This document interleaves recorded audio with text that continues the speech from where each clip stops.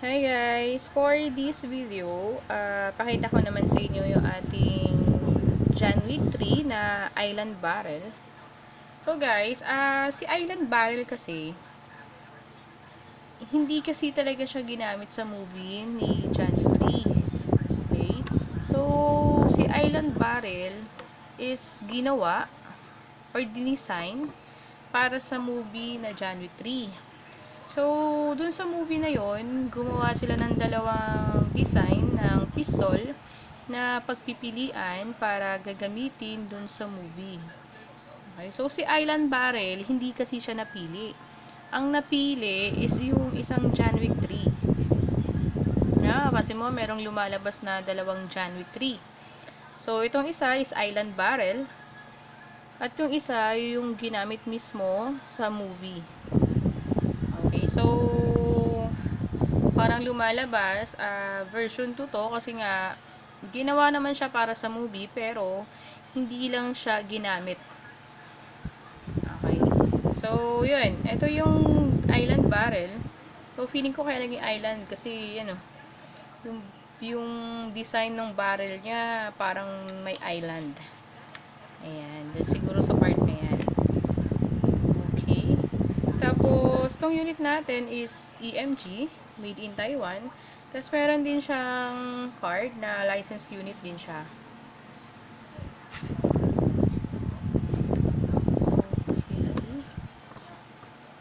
So yan guys, check natin kung gaano kaganda itong John Wick 3 na Island Barrel.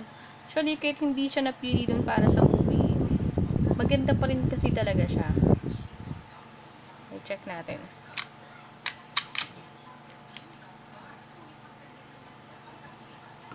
Yan, naka-optic sight. Naka-markings din siya. Meron siyang serial number. Yan, may markings, serial number, yung mga readings. Tapos yung magwell niya, ganyan.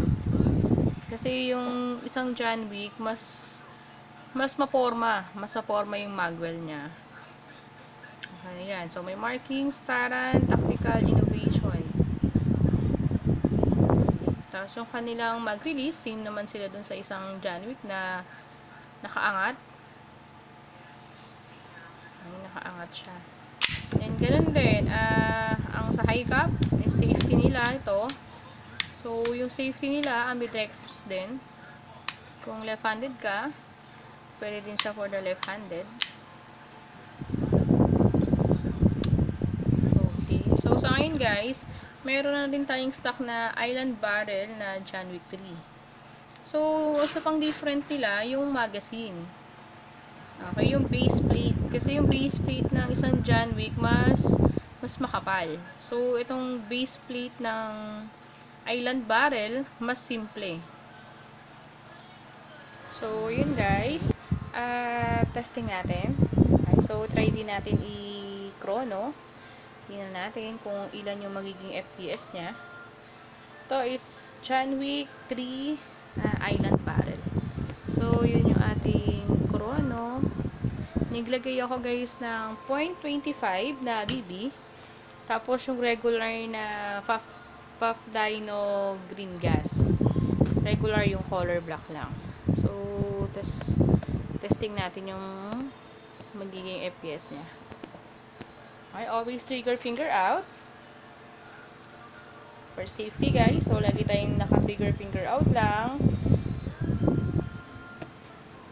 Okay, then ayusin natin. Tapat tayo dun sa ating target. Okay. So, supak natin yung magazine.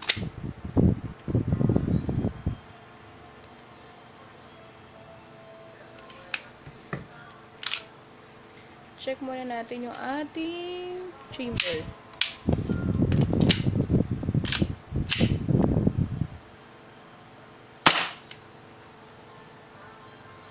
So, 360,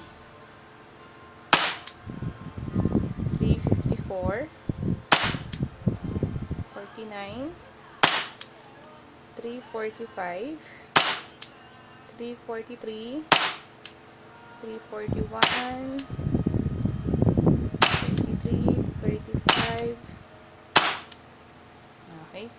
So, for safety, release natin guys yung magazine. Down lang natin to. And hammer. So, guys, ganun. Huling FPS niya is 327. So, yung unang putok niya, nag 360. Pero guys, kasi sa FPS kasi, depende kasi yan. Depende po yan sa temperature ng area ng magazine. Okay? Kaya, saka yung gas na ginamit mo. So, ang gas na ginamit natin is yung regular black. Tapos, yung area natin medyo malamig dahil naka-aircon tayo rito. Yan. Tapos, siyempre, sa gas type kasi, pabawas na pabawas yung gas habang pumuputok ka, siyempre, pababa din ng pababa yung FPS niya. So, sa lahat guys ng units, ganun. So, yung 300 FPS niya, posible pa yung kaya niya pang mas mataas. Ganun siya. So, depende guys eh. So, yung FPS kasi, hindi kasi talaga siya naka-fix. Nag-iiba-iba yung FPS niya. Okay, so yun. Pansin nyo, medyo malamig pa yung area natin. Tapos, regular gas lang yung ginamit natin. 360 yung FPS agad niya. So, malakas din siya guys. Okay, so sa lahat guys na gusto mag-avail, may stock tayo ng Island Barrel. Pwede nyo siyang i-avail with basic and standard package, saka advanced package.